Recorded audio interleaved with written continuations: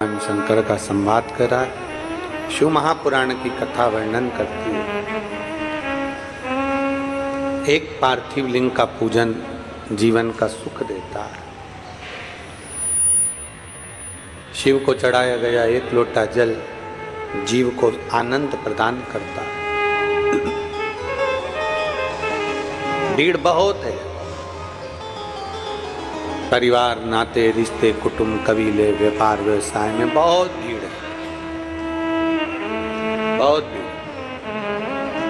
एक नौकरी भी कर रहे हो ना तो उसमें भी भीड़ है। सब लगे हैं आपका पांव खींचकर पीछे करने में और खुद आगे बढ़ने। एक एजेंसी चला रहे हो या नौकरी कर रहे हो या दुकान कर रहे हो, चाहे किराने की करो, चाहे कपड़ा की करो, चाहे पान की करो, चाहे पानी की करो, उसमें भी बहुत भीड़ है। उसमें अपन को निकलना है आगे।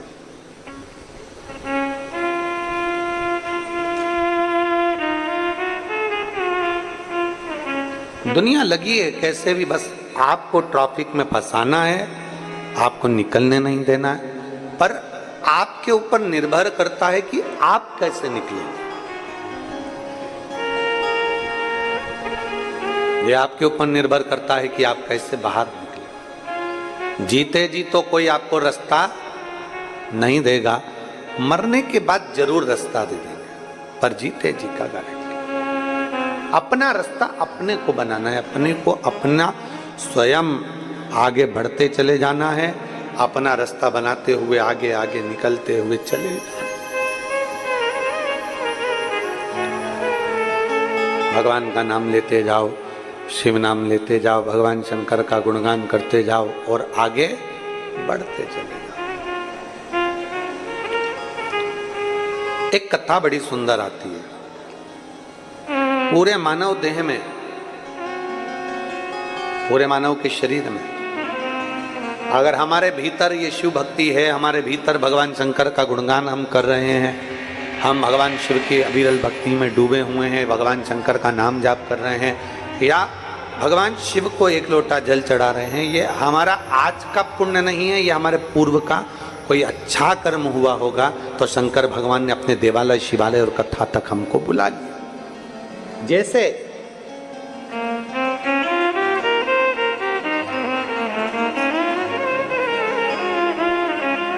गन्ना, क्या बोलते हैं उसको, शुगर, गन्ना, यहाँ क्या बोलते हैं, गन्ना ही बोलते हैं, गन्ना, शुगर।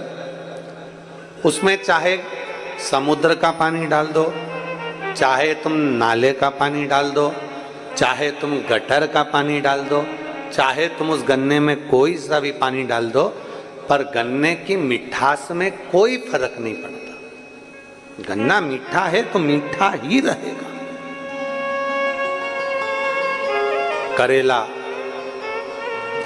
उसमें तुम कितना भी शक्कर घोल के डाल दो, चाहे तुम उसमें कुछ भी अच्छी से अच्छी गुलाब जामुन की चाशनी डाल दो, चाहे तुम कैसा भी कुछ डाल दो, करेला कड़वा है तो कड़वा ही रहेगा, क्योंकि उसके अंदर वो गुण है।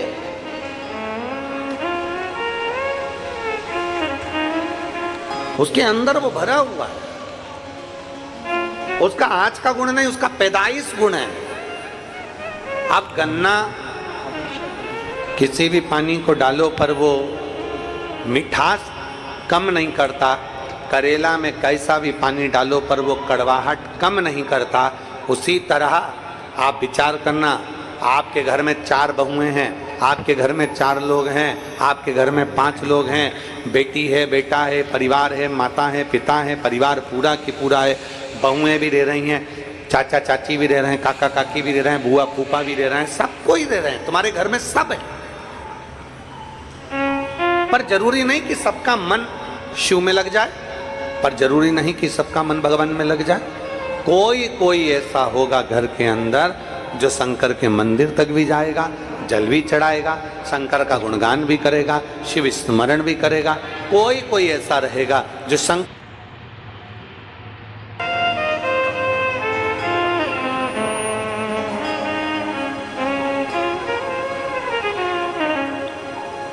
छत्तीसगढ़ में आप एक बदलाव जरूर देखे होंगे। छत्तीसगढ़ का एक बदलाव आपने जरूर देखा होगा कि छत्तीसगढ़ में जितना तेजी से धर्म बदला जा रहा था, शिव महापुराण की कथाओं के बाद में वो धर्म बदलना बंद हो गया।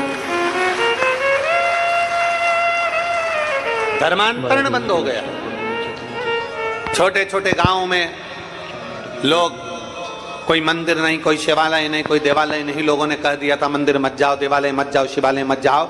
छोटे छोटे गांवों के लोग, साधारण सीधे से लोग दूसरी जगह पर चले जाने लगे। फिर धीरे धीरे धीरे धीरे बदलते चले गए, बदलते। उनका नाम नहीं बदला, उनका आईडी प्रूफ नहीं बदला, नाम वही है, आईडी प्रूफ वही है, पर धर्म चेंज कर लिया उन्होंने। क्योंकि अगर नाम बदल लेंगे तो सरकार द्वारा प्राप्त होने वाली जो सुविधाएं वो नहीं मिलेगी। तो धर्म बदला पर उन्होंने नाम नहीं बदला। और अब धीरे धीरे धीरे धीरे देवाधिदेव महादेव ने ऐसी कृपा कर दी कि ये शंकर की कथा छोटे छोटे ग्रामीण क्षेत्र के लोग भी सुनते हैं। तो उस छोटे से गांव में पहले शंकर का मंदिर नहीं था, पर अब गांव गांव में शंकर का शिवालय विराजमान हो गया। लोग जल चढ़ाना प्रारंभ कर, शंकर भगवान को लोग जल चढ़ा रहे हैं। गन्ना, करेला, शुगर, जो गन्ना होता है उसमें कैसा भी पानी दो पर वो अपने अंदर के गुण को नहीं भूलता। करेले को कैसा भी पानी दो पर वो अपने अंदर के गुण को नहीं भूलता। शिवपुराण कहती है, अगर आप शंकर के शिवालय तक जा रहे हैं, घर का और कोई व्यक्ति नहीं जा रहा, पति को रुचि नहीं है, बुआ को रुचि नहीं है, और घर की बहू लोटा भर के जल उठाई, सिर पे पल्लू लिया, चल दी। घर की माँ, घर का पुरुष, कई कई घर के पुरुषों को भी मंदिर में मन लगा रहता है, चले जाते हैं, उसकी पत्नी का मन नहीं लगता। सब बराबर थोड़ी ना होते। पति का मन लगता है तो कभी पत्नी का नहीं लगता, कहीं पत्नी का लगता है तो पति का नहीं लगता, कहीं बेटे का लगे तो बहू का नहीं लगे, बहू का लगे तो बेटे का नहीं लगे, कहीं कहीं बेटी का मन नहीं लगता, दामाद का मन नहीं लगता। तो ऐसा सब चलता रहता है। पूरे 5 उंगलियां जैसे बराबर नहीं, उसी तरह घर में रहने वाले सब बराबर नहीं है। किसी का मन लगेगा, किसी का नहीं लगेगा। आप दुखी मत होना, अपने अंदर ये विश्वास रखना, अपने भीतर ये विचार रखना कि गन्ने में कितना भी पानी दो पर उसकी मिठास कभी भी खत्म नहीं होती। कैसा भी पानी मिले, करेले में कैसा भी पानी मिले, उसकी कड़वाहट खत्म नहीं होती। उसी तरह जिसको परमात्मा ने शुरू से ही ढाल कर भेजा है और जो ढला हुआ है उसको कितना भी बदलने का प्रयास करो, वो शंकर के मंदिर तक चले ही जाता है, शिव की स्तुति कर ही लेता है, शंकर का गुणगान कर ही लेता है, कितना भी बदल।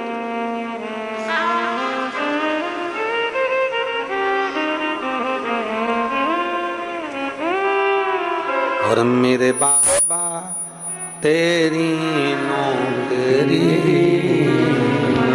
सबसे बढ़िया है, सबसे बड़ी तेरे दरवाजे की चाकरी सबसे बढ़िया है, सबसे बड़ी। तारकासुर की कथा चल रही है। तारकासुर ने अपने चित्तवृत्ति में भगवान शंकर के लिए उनसे कि ये मैं जिनकी आराधना करता हूँ, मैं शिव की उपासना करता हूँ, मैं शंकर की विनती करता हूँ तो शंकर भगवान का विवाह हो जाए। गलत नहीं सोचा है, सोचा अच्छा है। माँ अपने बच्चे के लिए अच्छा सोचती है, इंजेक्शन लगेगा, टीका लगेगा, रोएगा जरूर पर इसकी जिंदगी संवर जाए। तारकासुर असुर है। तारकासुर ने जो विचार करा, तारकासुर ने जो सोचा, तारकासुर ने जो विचार किया कि मैं अच्छा सोचूं उनके लिए। पर इंद्र के सोच, इंद्र की वृत्ति, इनका इंद्र का बुद्धि श्रेष्ठ नहीं देख पाई। जरूरी नहीं कि सबको शिव महापुराण की कथा अच्छी लगे।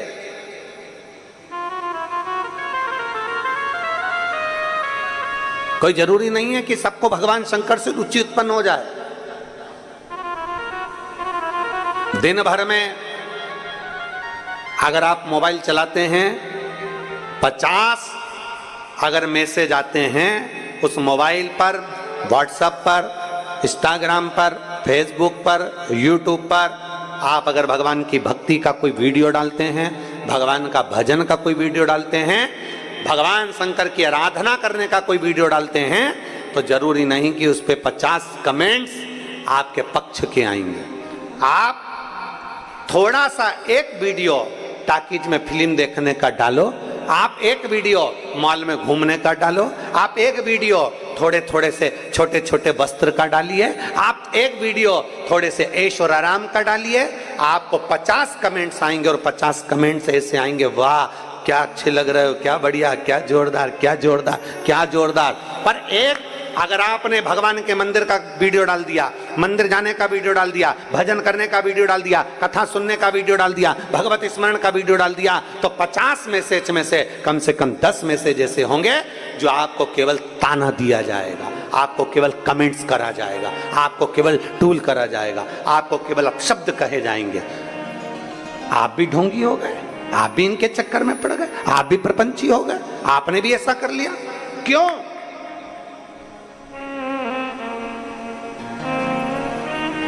छोटे कपड़े पहनने पर कोई आपको टोकेगा नहीं, फिल्म देखने पर आपको कोई टोकेगा नहीं, मॉल में घूमने से आपको कोई टोकेगा नहीं, गाड़ी तेज चलाने से आपको कोई टोकेगा नहीं, सारी दुनिया में एंजॉय करते मिलोगे कोई नहीं टोकेगा, लड्डू खाते हुए कोई नहीं टोकेगा, पानी पूरी खाते हुए कोई नहीं टोकेगा। पर एक दिन आपने सोमवार के दिन मस्तक पर तिलक लगा लिया, गले में रुद्राक्ष की माला पहन ली, सुंदर धोती बांध ली, एक तन पर गमछा ले लिया, तो 50 लोग आपको टोकते हुए मिल जाएंगे। बताओ, ये भी ढोंगी बन गया, इसने भी ढोंग चालू कर।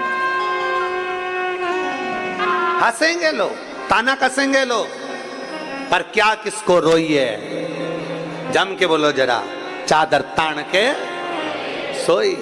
आग लगे बस्ती में, अपन रो मस्ती में। गलत चीज डालोगे ना तो लोग तुम्हारी तारीफ करेंगे, बहुत बढ़िया, बहुत बढ़िया, बहुत बढ़िया, बहुत बढ़िया। वस्त्र छोटे से डाल दिए, लोग तुम्हारी तारीफ करेंगे, क्या बढ़िया, क्या बढ़िया, क्या बढ़िया। पर जैसे ही तुमने धर्म की ओर आगे बढ़े हो, जैसे ही तुम सत्कर्म की ओर आगे बढ़े हो, जैसे ही तुम भगवान की अविरल भक्ति की ओर आगे बढ़े हो, तब लोगों के तैयारी में बैठना कि सारे मैसेज तुम्हारे अच्छे नहीं होंगे, कुछ तुम्हारे को ताना भी दिया जाएगा, कुछ तुमको कोसा भी जाएगा, कुछ तुमको अपशब्द कहा जाएगा। क्यों? क्योंकि भगवान की जो पथ है, भगवान का जो रास्ता है, भगवान की भक्ति का जो मार्ग है, थोड़ा ये कठिन मार्ग है, कठिन मार्ग।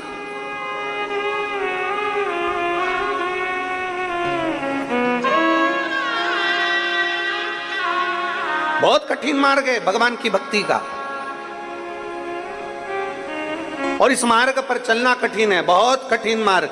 अभी अभी कथा हो जाएगी, कई लोग कहेंगे बताओ अपने अपने वालों को बिठा लिया, बताओ ऐसा कर दिया, बताओ पास मंगवाए होंगे, बताओ ऐसा कर दिया होगा, बताओ वैसा कर दिया होगा। अरे तुम्हें तो प्रसन्न होना चाहिए। जो कथा सावन के महीने की मां मुंगेली में होने वाली थी, कहीं देवाधिदेव महादेव ने राजनांदगांव में दे दी, ये प्रसन्नता होना चाहिए।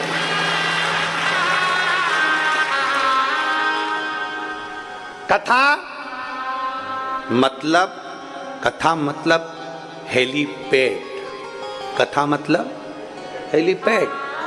हाँ, हेलीकॉप्टर को उतारने के लिए चूने से एच लिख दिया जाता है, देखा है आप लोगों ने, चूने से एच लिखा जाता है। हेलीकॉप्टर हेलीपैड पर उतरता है। उसी तरह पूरे राजनांदगांव वालों को प्रसन्न होना चाहिए कि हमारे गांव में कथा हो रही है, मतलब शंकर भगवान का हेलीपैड हमारे यहाँ बना है। शिव पार्वती के साथ श्रावण के महीने में यहाँ उतरेंगे।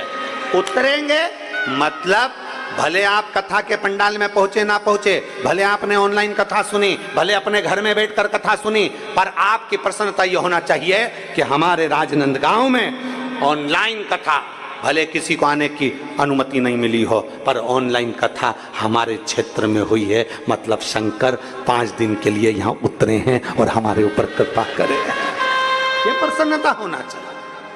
पर नहीं,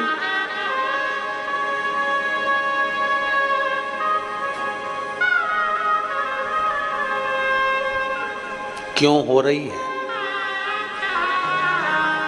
किसने कहा? कौन बोला? क्या कर रहे? साधु था, साधु। जरा विचार करिएगा। आप गलत कार्य करिए, आपका सब तारीफ करेंगे। गलत कार्य की हर व्यक्ति तारीफ करता, पर अच्छे कार्य की तारीफ होना बहुत कठिन। भगवान का पथ बड़ा कठिन पथ है। मीराबाई भगवान के पथ पर चली, जहर का प्याला मिला, शेर के सामने छोड़ दिया, नाग का पिटारा मिला, मीराबाई ने अपना पथ नहीं छोड़ा। शब्द कहे मीराबाई को ताने पर ताने दिए गए। और गुरु भी कौन मिला मीराबाई को? गुरु कौन मिला मीराबाई को? चमड़े का जूता बनाने वाले चर्मकार श्री रविदास जी, संत शिरोमणि श्री रविदास जी। और मीरा संकोच नहीं करती थी। मीराबाई से कहा, तूने गुरु क्या बनाया? गुरु क्या बनाया तूने? मीरा, तूने संत रविदास जी को गुरु बना लिया? अरे मीराबाई कहती है कि आज मुझे गर्व है कि संत रविदास जी को मैंने गुरु बनाया है, क्योंकि वो साधारण गुरु नहीं है। वो चमड़े धोने के बर्तन में से भी गंगा को प्रकट कर लेता है, तो वो साधारण नहीं हो सकता। कुटिया बनवा देती हूँ मैं आपके लिए, महल बनवा देती हूँ। आप मेरे गुरु हो, मैं आपको गंगा के घाट पर ले जाकर बिठा देती हूँ। संत रविदास जी कहते हैं, मीरा मुझे गंगा के घाट पर जाने की क्या जरूरत? गंगा तो खुद यहाँ आ जाती है। गुरुवर, गंगा और यहाँ? हाँ, गंगा यहाँ? हाँ। पानी पिलाऊं तुझे गंगा का? जिस बर्तन में चमड़ा धोते थे जूता बनाने का, उसी बर्तन में हाथ जोड़कर कहा, गंगा मैया मुझे पानी पीना है, पिला दीजिए। हीरे की चूड़ी जड़ा हुआ हाथ उस बर्तन में से निकल कर बाहर आया, जिसमें जल भरा हुआ एक कलश था। रविदास जी ने जल लिया, मीराबाई को दिया, और भी लोग बैठे थे उनको दिया। कुछ ऐसे भी बैठे थे जो संत रविदास जी से चिढ़ते थे, उन्होंने जल नहीं किया, कठोते से निकला, चमड़ा धोने के पात्र में से निकला, गंदे पानी में से निकला। कई ऐसे थे जिनको गंदगी नजर आ रही थी, पड़ा। कई ऐसे थे जिनको गंदगी नजर आ रही थी। अच्छा देखो ना, प्रयास करो कि अच्छा दिखे। और कई थे, अरे चमड़े के बर्तन में से जल निकला, हम नहीं पी सकते, कई लोगों ने छोड़ दिया। और मीरा और कई ऐसे थे जिन्होंने पी लिया। रविदास जी ने बाद में कहा, मीरा ये साधारण गंगा का जल नहीं था, एक संत द्वारा विनय कर कर गंगा का बुलाया गया जल था। इसलिए मीरा, मेरा वचन है, तुझे कोई दुनिया में मिले चाहे ना मिले, पर जब तेरा शरीर छूटेगा तो तेरी बॉडी, तेरा शरीर मिलने वाला नहीं है। तू द्वारिकाधीश में समा जाएगी और द्वारिकाधीश तुझ में समा जाएगी।